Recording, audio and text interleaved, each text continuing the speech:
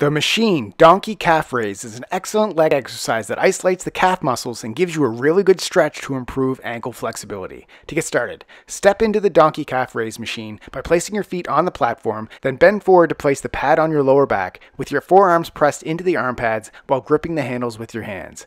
Once the pad is firmly pressed into your lower back, while maintaining a strong flat back, lower your heels towards the floor to feel a good stretch in your calves. Press the balls of your feet through the platform to rise up to your toes to complete the calf raise. Under control, slowly lower your heels back towards the floor. You can use various foot placements to target different parts of your calf muscles, such as toes forward, which equally targets the overall calf muscle, toes pointed out, which places more emphasis on the inner calf muscle, and toes pointed in, which places more emphasis on the outer calf muscle. Repeat for reps. Subscribe to get a new exercise video every day.